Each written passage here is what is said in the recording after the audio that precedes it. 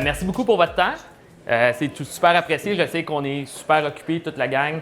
Un jeudi matin, on a hâte, on est anxieux de rentrer au bureau, mais en même temps, je pense que l'IA génératif, ça a un petit quelque chose. Je pense que ça vient chercher l'imaginaire. Donc, je peux comprendre pourquoi vous êtes ici. Moi aussi, je suis super excité de parler de ce sujet-là.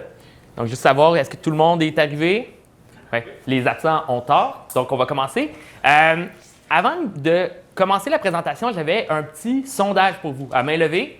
Je me demandais qui, dans la salle, avait certaines inquiétudes par rapport à l'IA génératif. Je vois des mains qui sont levées très vite. Parfait, bien merci. Et aussi, j'avais une question par rapport aux capacités de l'IA génératif. Qui est excité par l'IA génératif? Qui veut l'utiliser? Excellent. Donc, on va vous envoyer un représentant en vente. Il va venir vous voir sous peu. Non, c'est une blague, c'est une blague. C'est une blague, mais pas vraiment. Non, okay. Mais je suis content que j'ai vu des mains de gens plus inquiets, mais des mains de gens excités. En fait, moi, pour ma part, il reste une dualité entre les deux. Donc, je suis confiant, mais prudent par rapport à la technologie. Puis c'est de ça qu'on va parler aujourd'hui. Donc, c'est pour ça qu'on parle d'IA génératif, mais sans dérive. Donc, comment bien utiliser ces technologies-là pour générer des bénéfices, mais sans risquer à outrance. Donc, ce que je vais faire, c'est que je vais parler... excusez-moi, en premier, je vais me présenter. Mon nom, c'est Olivier Blais, cofondateur de MoveAI. Je suis en charge de l'innovation pour l'entreprise, puis conférencier. Je parle de temps en temps, j'aime m'écouter parler. Donc, ce qu'on va faire, c'est qu'on va parler d'IA générative, bien entendu. On va commencer du début. On va introduire le sujet, mais on va pousser un peu plus loin. Pourquoi? Parce qu'on est tous des développeurs d'IA en ce moment. C'est spécial, mais avec l'IA génératif, c'est le changement de paradigme. Je ne parle plus juste à une couple de matheux qui ont étudié en intelligence artificielle. Je parle à monsieur et madame tout le monde parce que tout le monde maintenant a l'opportunité d'utiliser ces technologies-là pour générer des résultats. Donc, il faut que tout le monde soit à l'affût, tout le monde comprenne bien comment bien exploiter la technologie. Mais inquiétez-vous pas, je vais essayer de le faire de façon assez soft. On ne va pas rentrer dans de la mathématique, je vous le promets. Puis, je vais parler aussi d'IA responsable, donc qui est la clé, s'assurer que quand on fait les choses, on le fait correctement. Donc, on va tomber dans la période un petit peu plus théorique, mais en premier, je suis curieux d'en savoir plus sur où vous vous trouvez dans le cycle du hype.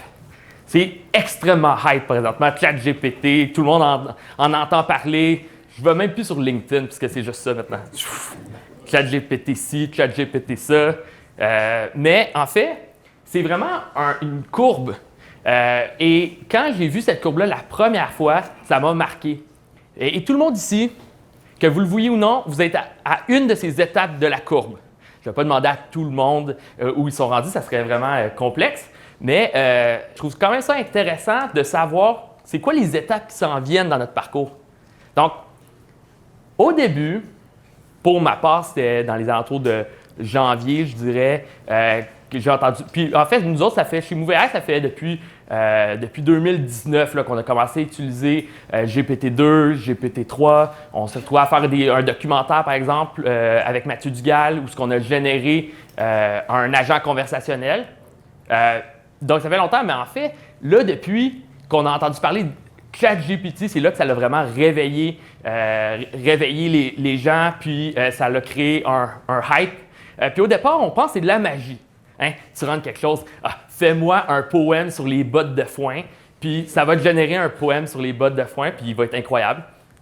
Donc, c'est de la magie, mais là, à un moment donné, quand tu commences à vraiment l'utiliser pour quelque chose d'utile, là, tu tombes dans des petits rabbit holes. Là, tu tombes dans des irrégularités. Par exemple, tu vas te poser la question sur une personnalité publique, puis là, finalement, ça va se tromper sur toute la ligne. Tu vas l'utiliser pour faire des calculs, ça peut se tromper sur des calculs. Fait que là, gratte la tête et OK, qu'est-ce qui se passe? Et là, de plus en plus, tu te retrouves à identifier des faiblesses de ces modèles-là. Finalement, ce n'est pas nécessairement de la magie, ou c'est beaucoup en apparence.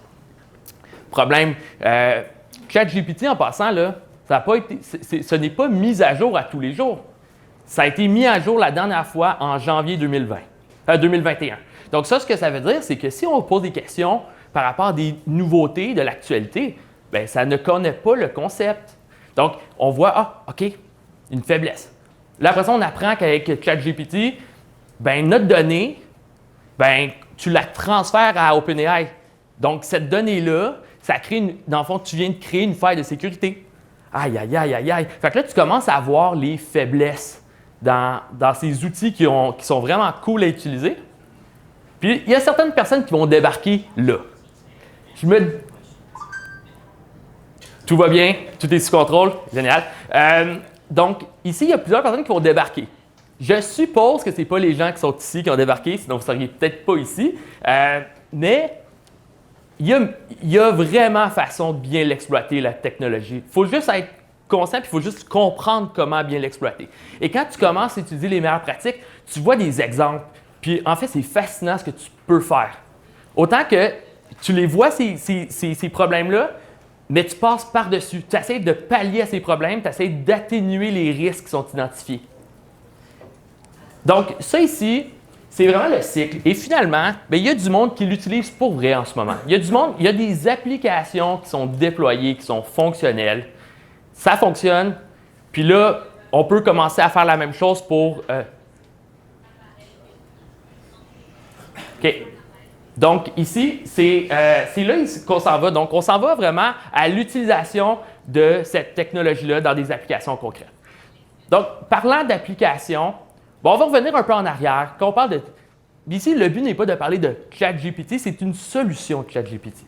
OK? Donc, on va expliquer un petit peu différentes définitions. Je vais aller vite. Donc, il existe des solutions. C'est souvent les solutions qu'on va voir nous-mêmes. Donc, ChatGPT est une solution qui va produire des résultats. Bard, du côté Google, c'est aussi une solution qui va être disponible. Moi, j'appelle ça B2C, Business to Consumer. C'est fait pour tous. Ça a été démocratisé. Le but est vraiment de démocratiser les technologies pour qu'on puisse commencer à l'exploiter. C'est le fun parce que ça te permet de faire plein de choses, de l'analyse de texte. Il y a vraiment plein de use cases qui sont existants et que tout le monde puisse bénéficier. Il va y exister aussi des outils qui sont B2B, donc qui sont disponibles aux entreprises. C'est important de comprendre qu'il y a une différence entre les deux. On ne recommande pas d'utiliser des outils pour monsieur, madame, tout le monde en entreprise. À la place, on va suggérer d'utiliser des outils pour entreprise et je vais expliquer pourquoi. Donc, ça ici, c'est des solutions. Donc, que ce soit, par exemple, GPT-4, Palm, ChatGPT, Bard, c'est des exemples de solutions. Il y en a des centaines maintenant. Et ces solutions-là, c'est des solutions qu'on va appeler des LLM. Qui a déjà entendu parler de LLM? Il y a quelques mains levées. Je suis content, il y a du monde de Google qui ont levé la main. Ça veut dire qu'ils savent de quoi qu'on parle. Donc, des LLM, c'est des modèles larges de langage. Donc, ce que c'est essentiellement, on a scrapé Internet, on est allé chercher du texte de partout, de plein de sources différentes. Et ces modèles-là, c'est des modèles qui sont extrêmement bons pour comprendre et générer du texte. Donc, ça, c'est génial. Ça permet de faire tout ce qu'on connaît maintenant avec justement les technologies qu'on utilise dans la vie de tous les jours. Mais ça vient fondamentalement d'une approche qu'on appelle des modèles de base, ou en bon franglais, des foundational models. Okay? Ça, c'est une approche qui existe depuis plus de 10 ans. Là. Ça fait très longtemps que ça existe. C'est la capacité de pouvoir modéliser le monde. Tu sais, ça sonne très poétique, là. Je modélise le monde, mais en fait, c'est vraiment ça. C'est dire qu'il existe des fonctions de l'humain qu'on n'est pas obligé de reproduire à tout coup, comme par exemple la détection d'images. On pourrait créer notre propre modèle pour identifier un chat d'un chien. Propre modèle pour identifier les chiffres sur un chèque. Propre modèle pour identifier, par exemple, des intrus qui rentrent sur une caméra de sécurité. Donc, on pourrait développer de A à Z. Ça prendrait des millions de photos. À la place, l'idée de modèle de base est arrivé et on s'est dit, ben, attends un peu, pourquoi on n'investit pas juste plus de temps au début? On développe un modèle qui est extrêmement bon pour identifier des éléments sur une image.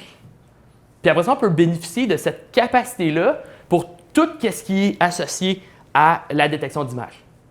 Donc ça, c'est parti au départ avec la détection d'images, mais rapidement, on a vu les bénéfices au niveau du langage. Et c'est pour ça qu'en ce moment, on ouvre notre outil de Generative AI et on est capable de demander de faire un poème, de faire un sommaire, donc de faire plein de choses. Donc ça, comment ça a été créé? C'est que ça a été créé justement parce qu'au début, on est allé chercher littéralement tout ce qu'on peut trouver, tout ce qui est public sur Internet. C'est des capacités que, moi personnellement, que nous, on n'a pas cette capacité-là, mais les gros du web, et c'est pour ça qu'on va voir les GAFAM, donc pouvoir exploiter cette opportunité-là parce qu'ils ont la capacité de storage, ils ont des capacités qui sont beaucoup plus avancées que d'autres organisations. Et ça a créé des très bons modèles. Des modèles qui sont super bons pour comprendre le monde, mais sont plates. Je ne sais pas, y a-t-il du monde ici qui a utilisé GPT-3 par exemple? Des OG, j'aime ça. Du monde avant ChatGPT. GPT-3, tu lui demandais une question, puis ça c'est en 2020, ça fait même pas très longtemps. Tu lui demandes une question, puis ça te répond essentiellement à ce que Wikipédia aurait dit. C'est pas très intéressant au niveau de l'expérience utilisateur. Et c'est ça qui fait différencier les nouvelles solutions. C'est que maintenant, on a, comme deuxième étape, on a une adaptation pour le dialogue. En ce moment, c'est le fun de la façon qu'on se fait répondre. Les organisations ont commencé à mettre de l'emphase sur l'expérience utilisateur. Ça en dit long, ça veut dire qu'on est beaucoup plus sensible à ce que l'utilisateur de quelle façon l'utilisateur veut exploiter la technologie. Donc, ça rend ça plus agréable, ça motive les gens à l'utiliser puis à l'exploiter davantage. Et finalement, et ça, c'est juste on the side, ça l'a amélioré de beaucoup la qualité parce que l'humain aime se faire répondre d'une façon humaine. Donc, ça l'a amélioré notre adoption à la technologie. Et maintenant, on en est là. Donc ici, je vais vous expliquer un peu la différence parce que ça change beaucoup de paradigmes entre des solutions d'IA régulières. Une solution d'IA régulière, ce qu'on va voir, c'est qu'on va avoir des équipes qui vont prendre des données, ils vont entraîner un modèle. Souvent, c'est des modèles, donc chaque problème a son modèle. Et après, quand ils l'ont entraîné, là, après ça, il reste à le déployer pour pouvoir le réutiliser à chaque fois qu'il y a des nouveautés, des nouvelles choses qui arrivent. Donc, je vais vous donner un exemple. À l'époque, parce que maintenant, ça change, on avait une équipe chez Google, par exemple, qui créait de l'analyse de sentiments. Donc, être capable de regarder des tweets, par exemple, ou des textes, puis dire si la personne si c'est un commentaire positif ou négatif. Donc, tu avais une équipe qui focusait juste là-dessus. Donc, ils trouvent plein d'informations sur le web, ils identifient le sentiment qui est associé, entraînent leur modèle. Là, après ça, tu le déploies, puis après ça, à chaque fois que tu as un nouveau commentaire, tu es capable de pouvoir identifier si oui ou non c'est un commentaire positif. Donc ça, il fallait le faire pour l'analyse de sentiments. Il fallait le faire pour... Chaque chose que tu voulais savoir était un nouveau modèle. Donc maintenant, c'est plus ça. Maintenant, le paradigme vient de changer parce que c'est tellement vaste ce que tu peux faire avec des LLM que maintenant, tu n'as plus besoin, premièrement, c'est déployé. Donc, pour le commun des mortels, pour les entreprises, tu n'as plus besoin de faire la première partie d'entraînement. Et ça change la game parce que tu réduis de beaucoup ton projet.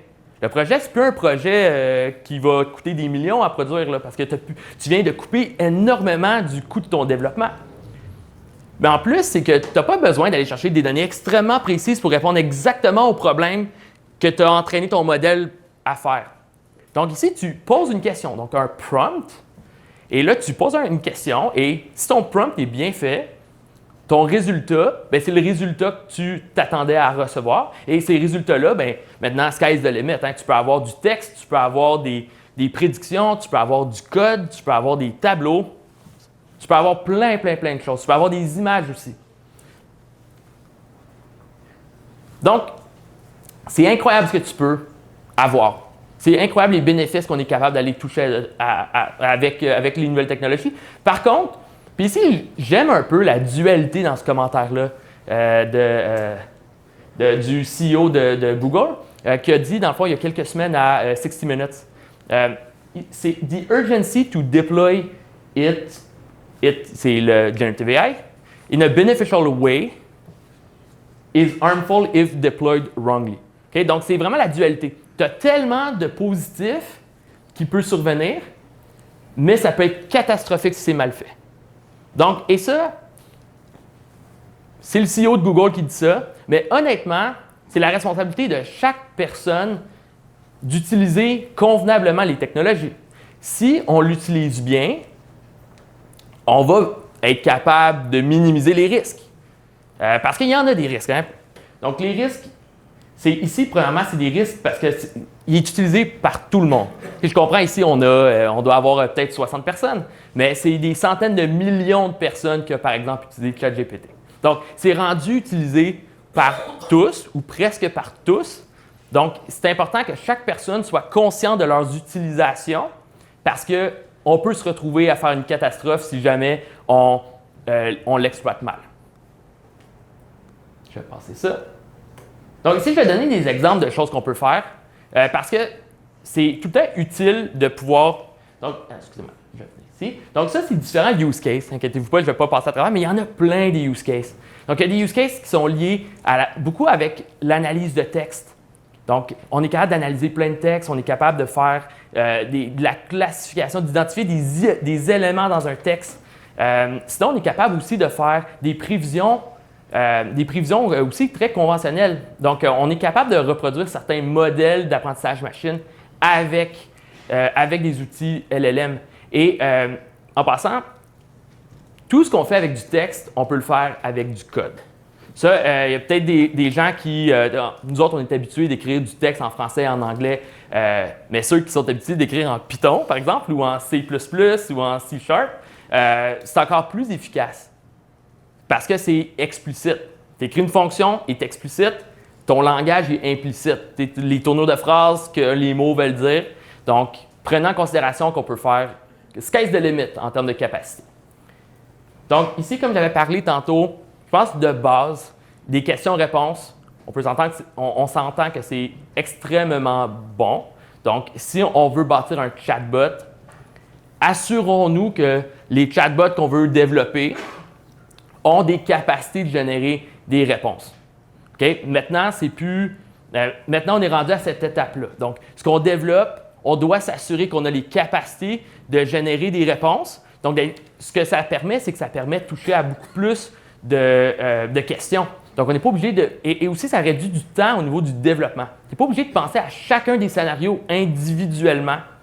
Donc, tu peux te retrouver à donner. Tu donnes des instructions précises à ton chatbot et ton chatbot va donner des réponses qui sont, la plupart du temps, qui vont être convenables, puis tu peux t'assurer de le contrôler aussi. Donc, qui est une possibilité. L'autre élément que j'aime beaucoup, c'est le fait qu'on peut faire confiance à ces modèles-là. Ce n'est pas juste fait pour dire « Ah, regarde, je vais poser des questions, puis au pire, on va voir. » On peut faire confiance à ces solutions-là dans certains cas. Donc, par exemple, ici, on serait capable de corriger des dictées avec les solutions, comme par exemple ici, je me suis posé une question. J'ai essayé une petite dictée de mon cru. Manon a acheté 3 chats à l'épicerie. Bon. Et ici, ce qu'on peut voir, c'est qu'on peut voir la correction qui est faite. Donc, vraiment, elle a été capable de pouvoir aller beaucoup plus loin. Donc, ça a été démontré que pour de la correction de texte, c'est incroyable. Donc, ça fonctionne vraiment bien. Et on peut faire confiance à des outils comme ça pour des affaires aussi sensibles que la correction de dictée pour nos enfants. En passant ici, qu'est-ce qui est quelque chose d'assez cocasse, c'est que si je demande à la plateforme de Generative AI de corriger la phrase « Manon achète 3 chats à l'épicerie ». En plus de corriger les fautes, ils vont dire que c'est pas vraiment à l'épicerie que tu achètes un chat. Bon, c'est intéressant de savoir ça. Sinon, je ne trosse pas vraiment le chat. Ce n'est pas nécessairement le chat que tu veux garder pendant des années.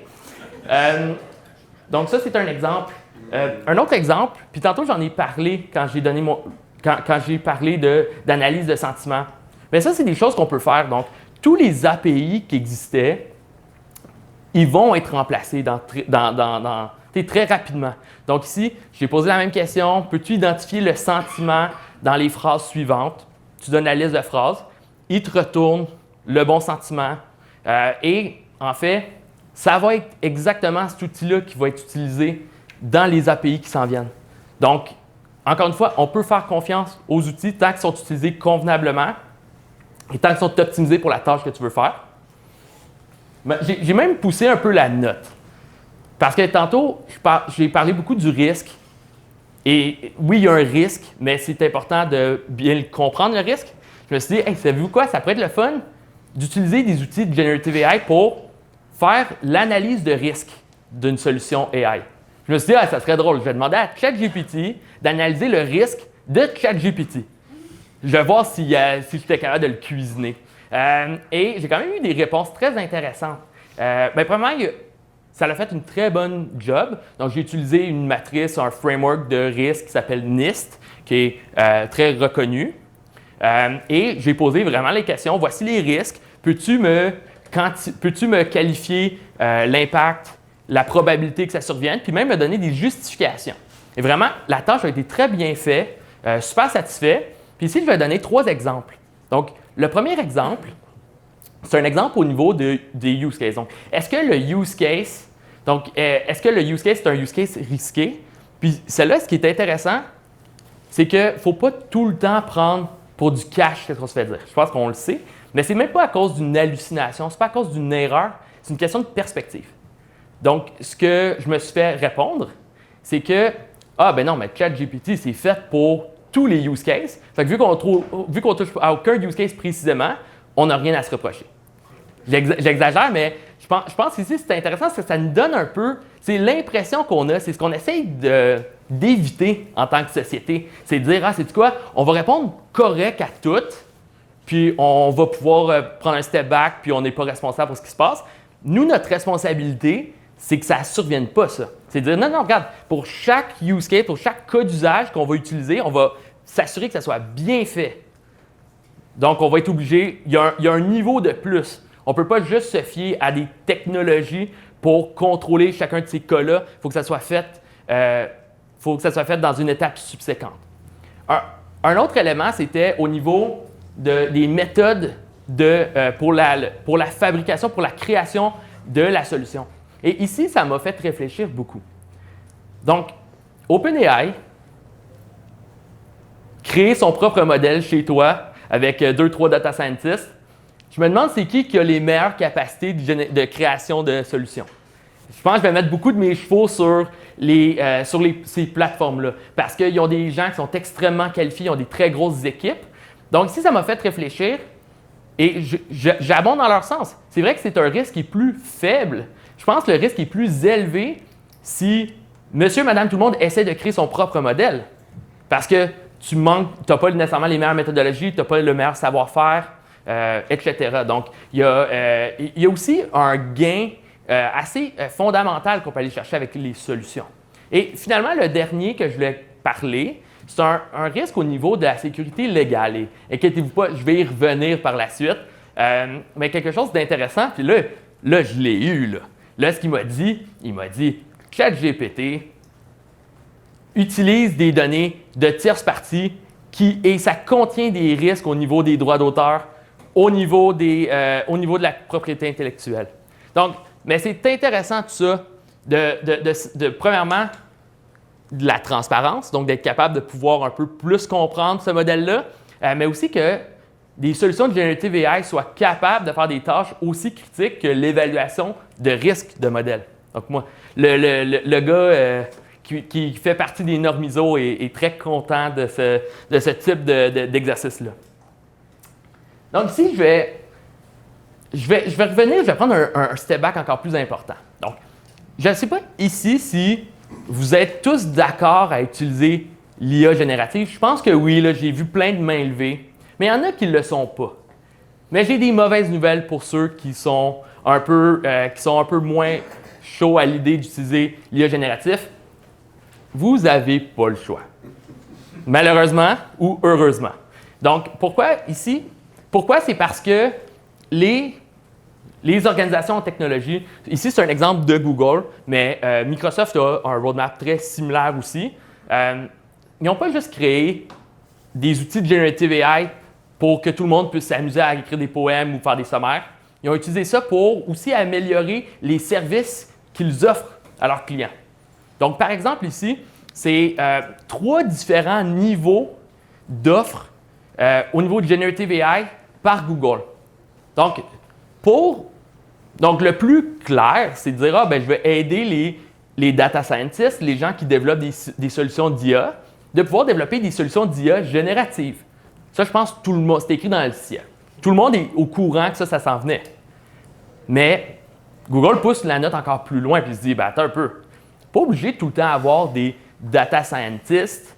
Il n'y a pas beaucoup de gens qui développent des solutions d'IA, mais il y a beaucoup plus de développeurs dans le monde. Donc, comment est-ce qu'on peut aider les développeurs dans leur développement? Et c'est là ici que des capacités on commence à comprendre maintenant qu'on utilise les solutions existantes, qu'il y a possibilité d'utiliser les solutions telles quelles. Donc, par exemple, ici, Google, ce qu'ils ont parlé, ils parlent de, par exemple, aider la conversation, aider la recherche. Donc, ça, c'est des cas très clairs qui peuvent être déployés par des développeurs dans des solutions existantes. Donc, ils peuvent développer leurs propres applications, ils sélectionnent les fonctionnalités qu'ils ont besoin et ces fonctionnalités, ils s'adaptent, ils s'ajustent pour être capables de bonifier l'expérience des usagers finaux. Et même, on peut aller encore plus loin que ça. Donc, il y a monsieur, madame, tout le monde, il y a vraiment les utilisateurs business qui, eux, dans le fond, ont commencé à utiliser des outils, comme par exemple Dialogflow. Il existe plusieurs outils de Google et ces outils-là vont aussi avoir des capacités de Generative AI. Donc ça, ce que ça veut dire, c'est que le Generative AI est là pour rester. Okay? Donc, il faut juste être capable de bien l'utiliser. Et j'ai aussi d'autres petites nouvelles pour vous, c'est que le développement continue à s'accélérer. Je comprends peut-être certaines personnes sont contentes de savoir qu'il y a des petites questions. Apparemment, GPT-5 n'est pas en train d'être développé, mais ça ne change pas le fait que le développement, il se poursuit, il s'accentue. Donc, je peux donner des exemples. On a Llama, et je ne parle pas de l'animal, même s'il y a une photo d'un lama très technologique. Mais Llama, c'est un outil qui te permet de créer tes propres modèles, tes propres ChatGPT internes, par exemple. Donc, ça continue. On peut voir la frénésie. Tout le monde veut un Llama. J'exagère. Personnellement, moi, je proposerais de ne pas utiliser ça, puis à la place d'utiliser les bonnes technologies. Ça, c'est mon take sur ça. On a des beaucoup meilleures performances avec les solutions qui sont déjà existantes, qui ont déjà été éprouvées par des millions de personnes. Mais je comprends que c'est quelque chose qui est intéressant. Ça nous permet de tout développer sur notre propre laptop. C'est sûr que le geek en moi trouve ça excitant, mais la personne d'affaires trouve ça un peu overkill pour ce qu'on est en train de créer. Il y a aussi des compagnies qui ont leur propre capacité qu'ils développent. Par exemple, Coveo. Coveo sont hyper clairs sur le fait qu'ils développent. Donc, ils ont déjà développé certaines des capacités génératives. Donc, Coveo qui est un des joyaux québécois. Et il y a d'autres entreprises comme par exemple Databricks qui est un joueur majeur dans l'écosystème qui développe Dolly, je pense. Donc, ça va s'accentuer. Il va y avoir de plus en plus de compétition dans le marché. Et tu as aussi une tendance, qu'ici, je vais juste brièvement parler, mais de AutoGPT. Donc, qui est le fait de pouvoir entraîner GPT, une solution générative avec une solution générative. puis de faire un loop, puis ça fait peur, je suis d'accord. Donc, ici, ben, encore une fois, c'est important de le contrôler, mais pour l'instant, c'est un trend qui est beaucoup plus présent au niveau du développement. Donc, comment automatiser certains workflows. Donc, vraiment, ça continue. C'est important de rester au courant. C'est important de bien comprendre c'est quoi qui se produit pour s'assurer, dans le fond, d'utiliser les meilleures technologies pour répondre à nos besoins. Et pour éviter des risques. Donc ici, je vais parler de trois différents enjeux qu'on a présentement. Donc, au niveau des hallucinations, je parle d'hallucinations depuis tantôt. Donc, une hallucination, c'est quoi? Puis je ne parle pas de l'hallucination dans un désert. Une hallucination, c'est une erreur. En fait, je vais donner un exemple. Tout le monde a un beau-frère qui dit des choses, puis il est tellement convaincant, mais des fois, il ne sait pas de quoi il parle. Je pense que tout le monde a déjà eu ce beau-frère-là, ou cette belle-sœur-là. Donc, une hallucination, c'est ça. C'est une erreur. Donc, à l'époque, les OG vont se rappeler que dans un modèle traditionnel, tu as des erreurs. Donc, des fois, tu prédis mal. Donc, dans ce cas-ci, c'est une mauvaise prédiction, mais qui est tellement convaincante parce que c'est bien écrit. Donc, une hallucination, c'est un petit peu plus problématique parce que les gens qui n'ont pas nécessairement les capacités de pouvoir bien juger de l'extrait, ben, pourraient se faire enfiroiper. Donc ici, il faut faire attention à chaque fois qu'on produit un extrait, à chaque fois qu'on fait un prompt, il faut regarder c'est quoi les résultats en arrière. Des deepfakes, des fake news, il y en a plein, il y en aura de plus en plus. Donc, la capacité de demander « Hey, écris-moi un texte sur telle affaire », tu ne checkes pas, copier-coller, tu mets ça sur Facebook, c'est un problème. Pourquoi? Hallucination, je pense qu'on fait le lien un petit peu. C'est beaucoup plus facile d'écrire des beaux textes avec de la fausse information que ça l'était avant, parce qu'avant, tu le faisais toi-même. Ou tu le faisais faire par des gens qui étaient dans d'autres pays. Mais maintenant, c'est beaucoup plus facile. Donc, il faut s'assurer qu'à chaque fois qu'on développe des choses, surtout quand c'est automatisé, qu'on évite la propagation de fake news et de deepfake. Et finalement, au niveau de la vie privée, je pense que tout le monde si les gens ne sont pas conscients de ça, je pense qu'on va l'être de plus en plus. Attachons-nous parce que c'est un des problèmes qu'on va voir de plus en plus. Il y a des histoires d'horreur en ce moment, des gens qui copient-collent des secrets commerciaux, les mettent dans des outils. Finalement, l'information est distribuée aux grandes entreprises. Et là, ben, tu viens de créer des failles de sécurité importantes. Mais c'est pour ça que chez MoveAI, notre position qu'on a, c'est un peu la position que j'ai dit tantôt, c'est un optimisme prudent. C'est en fait, et j'utilise le dicton de Uncle Ben, pour ceux qui se rappellent de Spider-Man, avec de grands pouvoirs viennent de grandes responsabilités. Donc, c'est pour ça qu'on a décidé, oui, on embarque. On embarque, on veut aider les clients parce que si on ne le fait pas, les gens vont le faire par eux-mêmes, vont peut-être le faire mal, vont peut-être promouvoir des fake news, créer plus de problèmes qui créent des bénéfices. Donc, c'est pour ça que c'est important d'accompagner. Mais en contrepartie, il faut qu'on puisse aider. Donc, c'est pour ça qu'on aide, nous, côté, par exemple, la promotion de la loi sur les données et l'intelligence artificielle au Canada, donc le projet de loi C-27. On aide à pouvoir accélérer les efforts. On a un rôle qui est très prédominant au niveau des normes ISO aussi pour encadrer et contrôler le développement et l'utilisation de l'intelligence artificielle. Donc, le but, c'est de dire, bien, on va développer des choses utiles, mais en plus, on va s'assurer de les contrôler convenablement. Et ça s'exploite de trois différentes façons. Donc, premièrement, au niveau de l'éducation. Au niveau de l'éducation, par exemple, on a Delphine ici qui est en charge de l'Académie MoveAI. On va s'assurer qu'on aide les gens dans l'atteinte de leurs objectifs. Donc, ça, c'est sûr.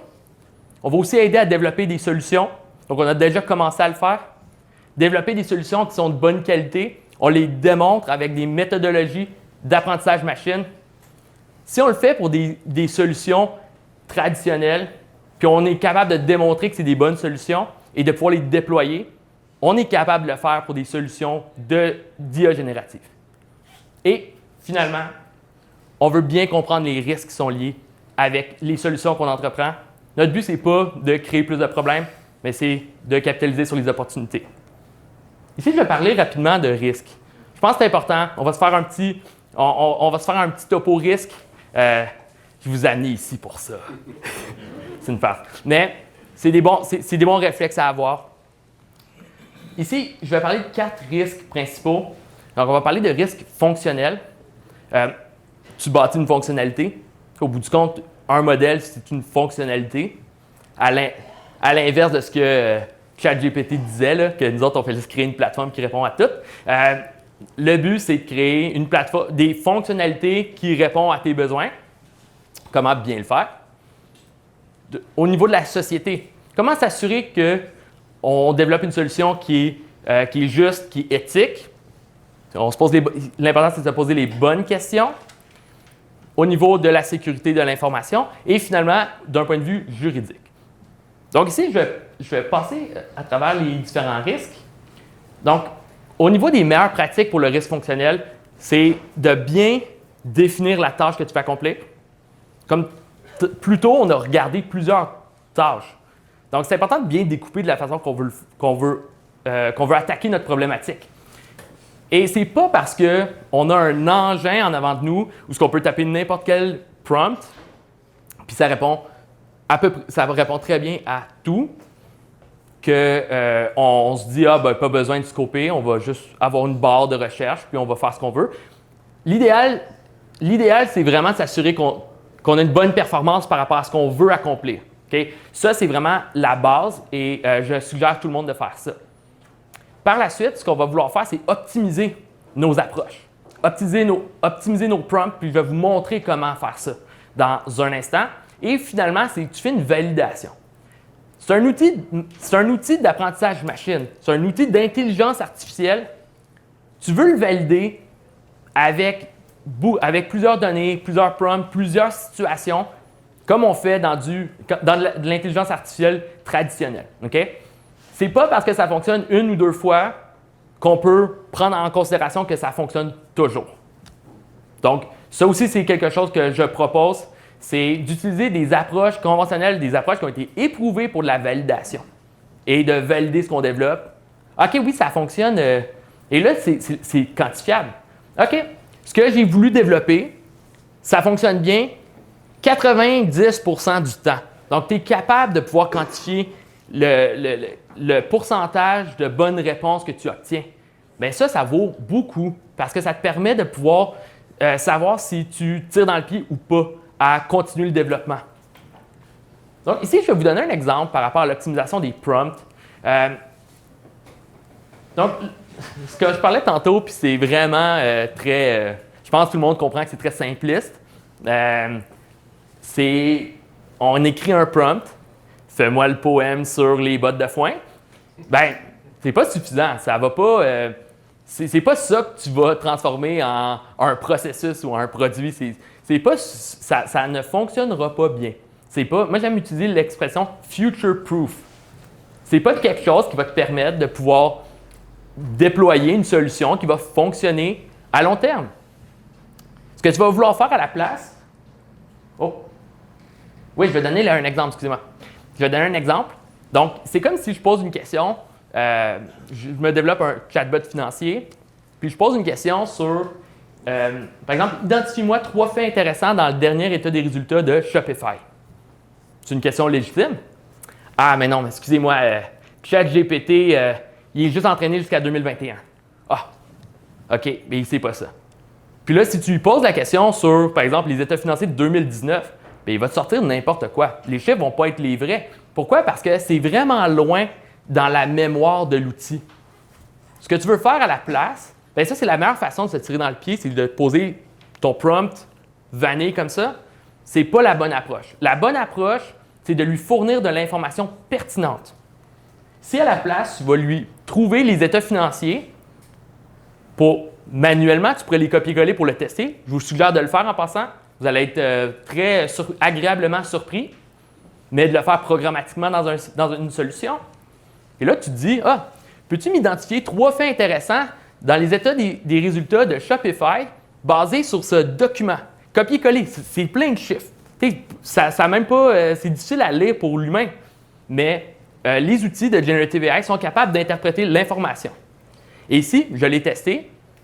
Ce que ça va te retourner, et les chiffres en passant ont été validés, que je n'ai pas fait valider par Raymond Chabot, Grant Thornton, là. Écoutez, je pousse un petit peu, mais pas tant que ça. Mais ça donne des vrais faits, ça donne la bonne information, et ça, c'est future-proof. Donc, là, tu viens de te créer, oui, certes, une petite complexité supplémentaire, mais ça en vaut la chandelle.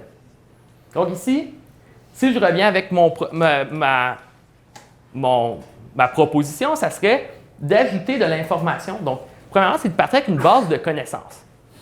Donc, ta base de connaissances, ça peut être un FAQ, ça peut être des documents par rapport à ton entreprise. Ah, moi, je veux savoir mon offre de service. Dans mes projets, j'ai des post-mortem. Je les mets dans une base de données. Puis après ça, je peux poser des questions à un outil de Generative AI. Puis il me répond. Ben oui. Tu te crées une base de connaissances. Et après ça, tu vas faire. Dans le fond, tu te fais recommander. Donc, tu te crées un outil simple de recherche qui te donne des recommandations. Donc, ça serait quoi l'information que tu veux ajouter dans ton prompt? Et par la suite, tu l'optimises. Et voilà. Là, tu te retrouves à avoir un outil qui fonctionne bien, qui hallucine moins et qui est prêt pour le futur. Donc, c'est ce type d'outil-là que moi, je propose d'utiliser parce que sinon, on se tire dans le pied. Donc, au niveau des risques sociétals, il faut se poser les bonnes questions. Je pense, rapidement, il faut se poser les bonnes questions, puis à défaut de se poser les bonnes questions, s'il vous plaît, n'automatisez rien. L'automatisation, quand on ne sait pas ce qu'on fait, c'est l'ennemi, là. Donc, on n'automatise rien avant de savoir poser les bonnes questions. Mais encore une fois, il faut se poser les bonnes questions. On ne sait pas ce qu'on ne sait pas, right? Il existe des outils pour ça. Puis, je peux vous partager. Donc, ce que je vais faire, c'est après, je vais vous partager une liste d'outils. Un des outils que moi, j'aime bien s'appelle la grille de réflexivité. Je ne savais pas que c'était un mot, mais apparemment, c'est un mot. Sur les enjeux éthiques de système IA, qui a été développé par Lobvia, okay, qui est une organisation québécoise. Et ça ici, c'est par exemple les 10 commandements. Non, les 10 des sujets, 10 des catégories de risques. Et c'est vraiment intéressant parce que cette grille-là va te donner des questions qui sont très précises. Comme par exemple, mais c'est des questions qui te font réfléchir. Je vais vous donner certains exemples. Est-ce que votre système peut nuire au bien-être psychologique de l'usager? Dans certains cas, oui. Il y a à peu près un mois, il y a un suicide justement qui est arrivé à cause d'une utilisation abusive d'un chatbot. Je sais que c'est cherry-picked, mais c'est juste dire qu'il peut y avoir un lien entre le bien-être psychologique et l'utilisation de la technologie.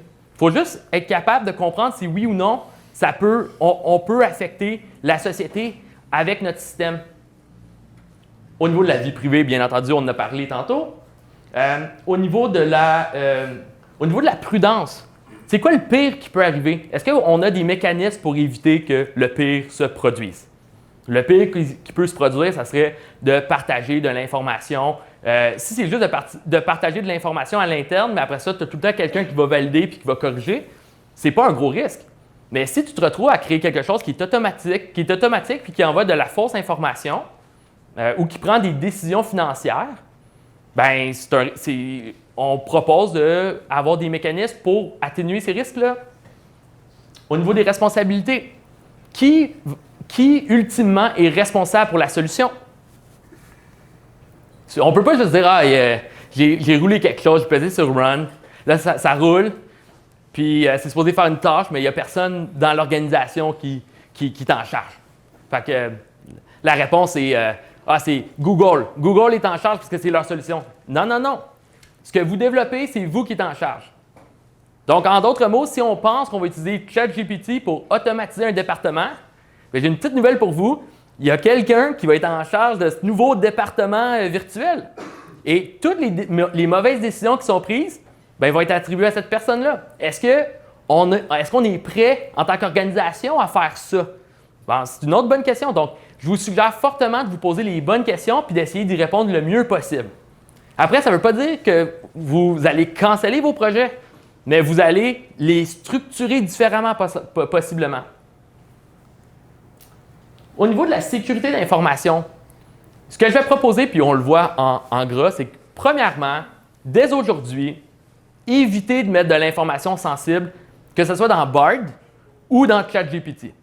C'est deux solutions où l'information passe vers le créateur. Et c'est pas pour des raisons de on veut voler l'information pour dominer le monde, c'est pas pour ça, c'est pour en savoir plus sur c'est quoi les cas d'usage qui sont pris pour être capable de pouvoir en savoir plus sur l'utilisation de la technologie. Mais il faut éviter, c'est un risque au niveau de la sécurité de notre information en entreprise. Et personnellement, rentrez pas vos numéros d'assurance sociaux. Il y a plein de choses qu'on veut éviter de faire. Je me demande si ChatGPT connaît mon nom basé sur mon numéro d'assurance sociale. C'est pas un bon prompt. Aussi, l'autre élément, donc ça c'est pour des outils B2C, donc qui sont gratuits. On sait qu'il n'y a rien de gratuit dans ce beau monde. Hein? Ben, ça, c'est un exemple. Mais aussi, pour l'instant, ce que je propose, c'est d'éviter l'utilisation des API d'OpenAI. Donc, OpenAI, présentement, parce qu'ils utilisent l'information pour le réentraînement. Donc, les outils actuels, pour des cas où la sécurité d'information est plus accrue, donc par exemple, on crée un chatbot où vraiment c'est l'usager final qui communique, donc tu ne peux pas contrôler l'information qui est divulguée. Alors, dans ce cas-ci, j'utiliserais probablement d'autres alternatives, comme par exemple d'utiliser Google, d'utiliser Microsoft directement, donc les services professionnels. Eux garantissent justement le fait que l'information ne va pas sortir de notre environnement à nous. Donc, c'est beaucoup plus réconfortant. Et après, ici, j'ai une petite proposition pour les entreprises que j'entends justement qui commence à être une proposition que les gens adoptent. C'est de créer leur propre plateforme d'IA générative. Donc, ça, on commence à le voir de plus en plus. Dans le fond, ici, le use case est très simple. Si je travaille chez Pratt & Whitney Canada, puis je commence à utiliser ChatGPT, copier-colle, OK, je veux valider des pièces de rechange, c'est quoi dans ce matériel d'instruction-là, les pièces de rechange que j'ai besoin pour faire telle réparation. C'est un bon use case. Mais si tu le testes, ça veut dire que tu viens de donner tes spécifications techniques de ton moteur à OpenAI. Tu ne veux probablement pas faire ça. À la place, qu'est-ce que tu peux faire? Tu peux utiliser les versions professionnelles. Donc, premièrement, tu pourrais juste utiliser les versions professionnelles, que ce soit Google ou Microsoft. Les deux offrent ces capacités-là. Et tu crées une interface, puis l'affaire est ketchup. Donc là, tu viens de créer une interface, puis tu peux l'appeler comme tu veux. Hein?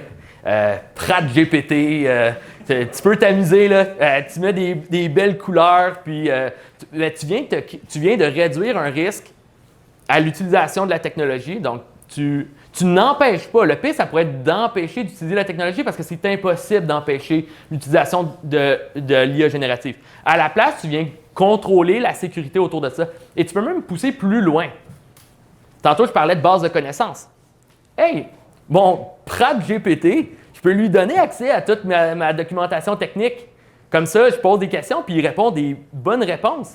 Donc, tu peux créer cette interface-là et vraiment faire bénéficier ton organisation. Donc, ça, c'est un exemple qui, en tant que tel, résout beaucoup, beaucoup de problèmes. Moi, je suis un gars de solution. C'est pour ça que j'aime ça proposer ceci parce que c'est tellement élégant. Et finalement, on va finir avec les risques juridiques. Ça aussi, on en parle beaucoup. Droit d'auteur, plagiat. Oui, il peut y avoir ces problèmes-là. Donc, moi, ce que je propose, c'est premièrement d'évaluer le risque que ça arrive. Il y a certains risques comme l'analyse de sentiments, il n'y en a pas. Tu demandes c'est positif ou négatif basé sur de l'information. Donc, il n'y a aucun risque. Donc, dans certains cas, il y aura un risque qui est nul ou négligeable, mais dans certains cas, le risque va être très élevé. Je suis un journaliste, je veux me faire aider dans la création de mon article. Bien, ça a un risque qui est plus élevé au niveau du plagiat, au niveau de la propriété intellectuelle. Je veux faire automatiser le développement de code. Tu peux te retrouver à utiliser des portions qui ont une licence commerciale, donc que tu ne devrais pas pouvoir utiliser. Et tu ne le sais pas, parce que c'est tellement élégant l'extrait que des fois tu peux être pris de court. Donc, dans ce cas-ci, moi, ce que je propose, c'est que dans les cas les plus extrêmes, où justement il y a un risque important au niveau des droits d'auteur, je proposerais d'éviter d'utiliser ChatGPT précisément, parce que ChatGPT, c'est une des solutions qui existent en ce moment qui n'ont pas clarifié qu'ils utilisent juste de l'information publique. Donc, eux, c'est flou, leur position est floue présentement. Donc, dans ces cas-là, mais c'est peu de cas, mais quand même, quand ça arrive, il existe GPT-3, il existe GPT-4, il existe Palm, il existe plusieurs autres outils qui peuvent s'adresser pour résoudre ce cas-là. Et finalement, bien, tu peux aussi prendre la problématique différemment. Donc, tu peux, à la place, tu génères quelque chose et tu vas venir le faire valider. Donc, par exemple, d'un point de vue journalistique, il existe des outils qui valident s'il y a du plagiat. Donc, tu peux te retrouver à ajouter et peaufiner ton outil pour minimiser les risques. J'espère que j'ai endormi personne à parler de risques, mais c'était important pour moi. Donc, merci d'avoir resté. Je n'ai même pas vu personne bâiller. Je me donne une petite tape sur l'épaule. Donc, en conclusion, je l'ai répété puis je vais le répéter encore, mais c'est important d'embarquer maintenant. C'est important d'utiliser la technologie. Il y a tellement de bénéfices qu'on peut retirer de ces approches-là, de l'IA génératif, mais il faut bien le faire. Quand on fait bien les choses, bien, on réussit à avoir juste les upsides, mais on réussit à minimiser les downsides. Donc, sur ce, merci beaucoup pour votre écoute.